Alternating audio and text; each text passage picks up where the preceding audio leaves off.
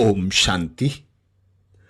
मातेश्वरी जगदम्बा सरस्वती मम्मा जी को हम सभी भाई बहनों की ओर से सत सत नमन। मम्मा के अंतिम दिनों के साथ का अनुभव बताते हुए मुंबई से ब्रह्मा कुमार भ्राता रमेश भाई जी कहते हैं कि अप्रैल 1964 में मम्मा के साथ मेरे व्यक्तित्व अनुभव बहुत ही गहरे और हृदय स्पर्शी थे। मम्मा अप्रैल 1964 में मधुबन से सेवा केंद्रों पर चक्कर लगाने गई थी। मम्मा पंजाब का चक्कर लगाते हुए कानपुर पहुंची। मैं मुंबई में था। एक दिन अचानक कानपुर से मुझे फोन में बताया गया कि कल मम्मा को एक डॉक्टर को दिखाया गया तो मम्मा की छाती पर एक गांठ दिखाई पड़ी। एक अन्य डॉक्टर को दिखाया तो उस डॉक्टर ने कहा कि यह गांठ कुछ विचित्र लग रही है, इसलिए मातेश्वरी जी को मुंबई ले जाना चाहिए और वहां टाटा हॉस्पिटल में जांच करानी चाहिए। फिर कानपुर के भाई बहनों ने कहा, हमने बाबा को बताया तो बाबा ने कहा कि मम्मा पहले आबू आए, मम्मा के आबू आने के बाद क्या करना है क्या नहीं करना इसका फैसला बाबा करेंगे। बीमारी की गंभीरता को जानते हुए मैंने फोन द्वारा मधुबन में बाबा से विचार विमर्श किया। मम्मा को कानपुर से सीधा मुंबई ले आने का निर्णय लिया गया। दादा विश्व किशोर भी मधुबन से मुंबई आए। दादा विश्व किशोर के साथ मिलकर मैंने अपनी पहचान वाले डॉक्टर जयसवाल जी से टाटा हॉस्पिटल में चेकअप करवाने का कार्यक्रम बनाया। चेकअप करने पर डॉक्टर ने ऑपरेशन करने का फैसला लिया। ऑपरेशन का समय निश्चित हो गया। 2 दिन बाद फिर हम मम्मा को हॉस्पिटल लेकर गए। ऑपरेशन थिएटर तक मम्मा को मैं और विश्व किशोर भाऊ ही लेकर गए। वार्ड वाइज को नहीं दिया। ऑपरेशन थिएटर में मम्मा के साथ मेरी लौकिक बहन डॉक्टर अनिला भी थी। वह आकर जैसे जैसे समाचार सुनाती थी वैसे वैसे हम मधुबन में बाबा को सब समाचार साथ साथ बताते रहते थे। उसके बाद अस्पताल से मम्मा को मुंबई में अपने घर ले आए। ऑपरेशन के बाद मम्मा मुंबई में 1.5 महीने रही। बाद में हम मम्मा को लेकर मधुबन आए। डॉक्टर ने कहा था कि हर 3 महीने में चेकअप कराने के लिए मम्मा को मुंबई लाना पड़ेगा। मम्मा आती रही। जनवरी 12, 1965 को मम्मा को टाटा हॉस्पिटल में फिर दिखाया। जांच के बाद डॉक्टर ने 3 महीने बाद फिर चेकअप कराने को कहा। मम्मा मुंबई से बेंगलोर गई। वहां 1.5-2 महीने रही। बाद में पुणे आई। अप्रैल 18 को मम्मा चेकअप के लिए मुंबई आई। मम्मा के साथ जमुना दादी और अनिला बहन गई। मैं नहीं गया क्योंकि उस दिन मैं ऑफिस गया था। जब ऑफिस से वापस आया तो अनिला बहन का चेहरा उदास और पीला हो गया था। मैंने उनको बाहर गैलरी में ले जाकर पूछा, उनका चेहरा पीला क्यों हो गया है? डॉक्टर ने क्या बोला मुझे बताओ। वो बात घुमाने लगी। मैंने कहा, सच बताओ, डॉक्टर ने क्या बताया? उन्होंने कहा, तुम सुन नहीं सकोगे। मैंने कहा, मेरी चिंता ना करो, वास्तविकता का सामना तो करना ही पड़ेगा, छिपाने से वो टलती नहीं है। फिर उन्होंने कहा कि मम्मा का कैंसर दावानल अर्थात जंगल की आग की तरह फेफड़े की ओर फैल रहा है। इसका अर्थ डॉक्टर ने बताया है कि मरीज ज्यादा से ज्यादा 3-4 महीने तक ही जी सकेगा। दूसरे दिन मैं सील दादी के पास गया और कहा कि वतन में जाकर अव्यक्त बाबा को आवश्यक कार्य के लिए अपने तन में आने का अनुरोध करो। सील दादी ने कहा, आपको जो भी संदेश देना है मुझे दे दो, मैं सुबह उनके पास ले जाऊंगी। बाबा इतना साधारण है क्या कि जब चाहे आप बुलाओ और वो आ जाए? मैंने कहा, बात ऐसी है जो मैं आपको संदेश में भी नहीं सुना सकता, इसलिए आप बाबा के पास जाइए। मुझे पूरा विश्वास है कि बाबा जरूर आएगा। बहुत गुप्त और महत्वपूर्ण बात है, इसलिए आप जाइए। वे ध्यान में गईं और 5 मिनट के बाद बाबा उनके तन में आए। बाबा से बातचीत हुई, सारा समाचार बताया।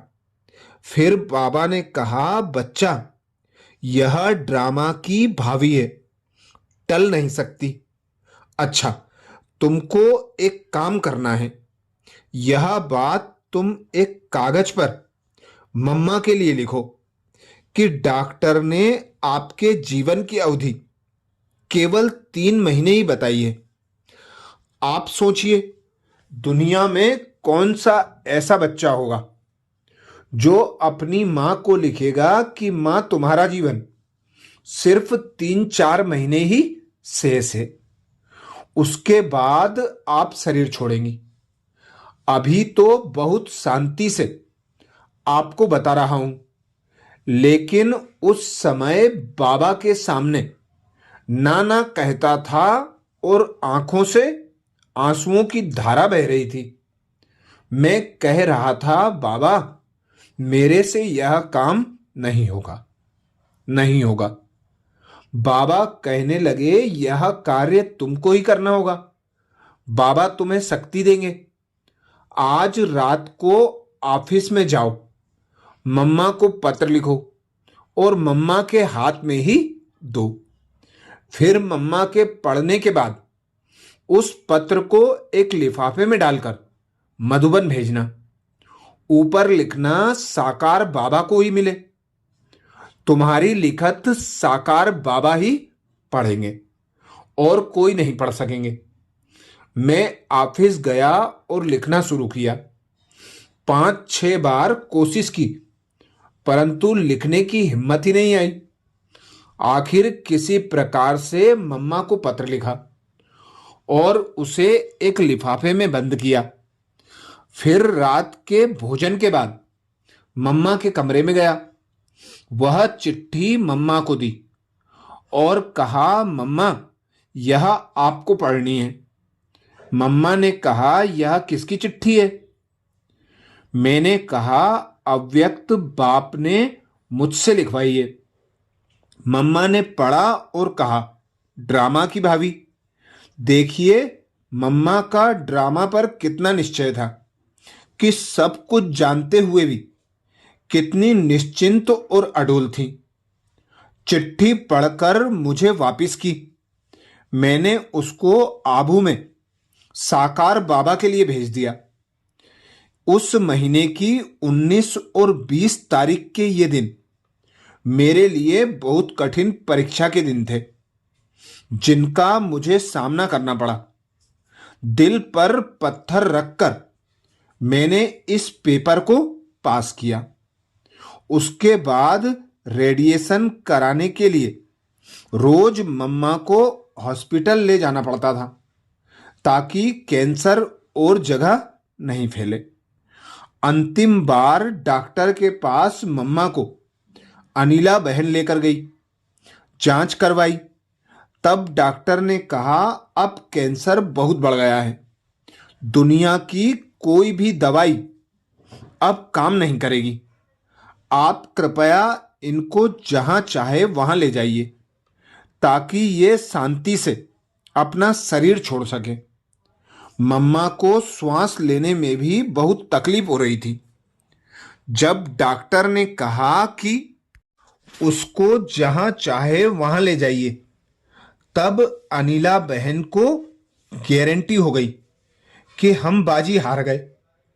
फिर हमने साकार बाबा को फोन कर बताया कि डॉक्टर ने ऐसा कहा है, क्या करें। बाबा ने कहा मम्मा को आबू भेज दो।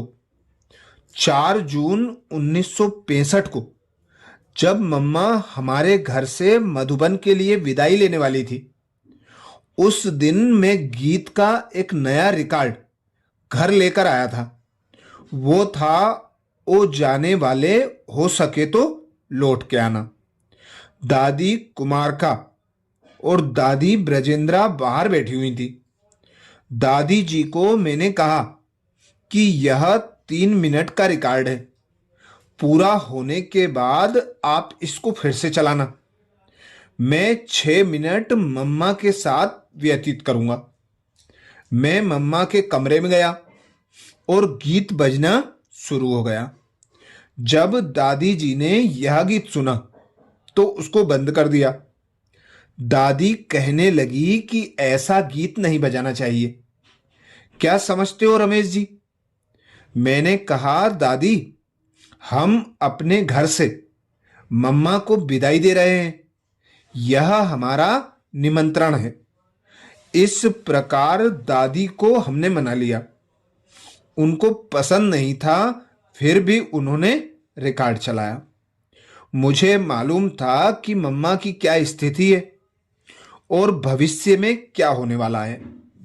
मम्मा ने मेरे हाथ में अपना हाथ रखा और 6 मिनट तक मुझे प्यार भरी दृष्टि देती रही। मैं भी दृष्टि लेता रहा। बाद में मम्मा को व्हील चेयर पर नीचे लेकर आए और कार में बिठाया। ट्रेन में भी मम्मा को विदाई दी गई। विदाई के समय पर मम्मा की आंखों में प्रेम के आंसू भरे थे। आगे क्या होगा यह मम्मा को भी मालूम था और मुझे भी। अन्य यज्ञ वत्स यह सोच भी नहीं सकते थे कि मम्मा हमारा साथ छोड़ जाएगी। फिर मम्मा को जमुना दादी, अनीला बहन और ब्रह्मा बाबा के लौकिक बेटे नारायण भाई के साथ आबू भेज दिया। अगले दिन गुरुवार था। उस दिन सील दादी भोग लेकर जा रही थी। उनको हमने कहा कि बाबा के पास हमारा एक संदेश ले जाना कि बाबा, हमने आज तक आपसे कुछ भी नहीं मांगा। आज एक चीज मांग रहा हूं कि जब मम्मा शरीर छोड़े उस समय मैं वहां हाजिर रहूं। सील दादी एकदम बोल पड़ी, क्या आप इतने नास्तिक बन गए? मम्मा कभी शरीर छोड़े, ऐसा कभी हो सकता है? ऐसी बातें करते हो। मैंने कहा, आप सिर्फ बाबा को मेरा संदेश दे देना। अगर मम्मा शरीर छोड़ने वाली नहीं होगी तो बाबा बता देंगे कि मम्मा शरीर नहीं छोड़ने वाली है, और यह भी बता देंगे कि कैसे बाबा उनको आबू में नई नई दवाइयां देंगे और मम्मा कैसे ठीक हो जाएगी। यह बात सील दादी को भी अच्छी लगी। वे संदेश लेकर गईं। बाबा ने कहा, ड्रामा को मंजूर है तो रमेश वहां पहुंच जाएगा। नीचे आने के बाद सील दादी ने कहा, बाबा ने तो यह नहीं कहा कि आपका संदेश गलत है। ड्रामा को मंजूर है तो रमेश वहां पहुंच जाएगा, तो इसका अर्थ क्या? मैंने कहा, मुझे क्या मालूम, यह तो चतुर सुजान बाबा ही जाने। दिन बीतते गए। मम्मा ने शरीर छोड़ा तो पहला ट्रंक काल बाबा ने मुंबई ही कराया था और वह फोन मैंने ही उठाया था। बताया गया कि मम्मा ने श्याम को 4 या 4:10 पर शरीर छोड़ा। जब फोन आया था उस समय सब क्लास में थे। आपस में विचार विमर्श किया गया कि क्या करें। फैसला यह किया गया कि कुमारका दादी, सीता माता, ये दोनों और इनके साथ में रात्रि 9 बजे चलने वाली गुजरात ट्रेन से निकले। निर्वेर भाई हमको स्टेशन तक छोड़ाए। मैंने कहा कि अपनी लौकिक बहन अनीला के घर जाकर सीधा स्टेशन आता हूं। आप मेरे लिए टिकट ले लेना और मेरे लिए एक सीट रखना। जब अनीला बहन के पास गया तो उन्होंने कहा बॉडी तो ज्यादा समय नहीं रख सकते, इसलिए नहीं जाएं तो अच्छा है। हम नहीं गए। निर्वेर भाई उनको छोड़ने गए थे तो दादी ने कहा, निर्वेर भाई, रमेश भाई आया नहीं तो आप ही चलो हमारे साथ। वे साथ में चले गए। फिर हम अपने घर पर गए, थोड़ा जलपान किया, फिर वाटरलू सेंटर पर गए। वहां सब मुझे कहने लगे कि आपको जाना चाहिए। सुबह 6 बजे अहमदाबाद के लिए फ्लाइट थी।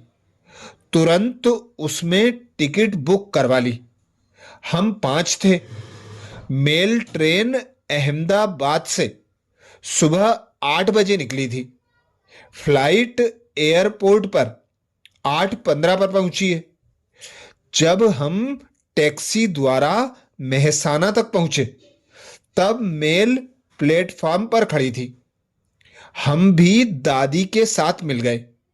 रात को ही हमने मम्मा के लिए फूलों की चद्दर, चंदन की लकड़ी आदि ले लिए थे।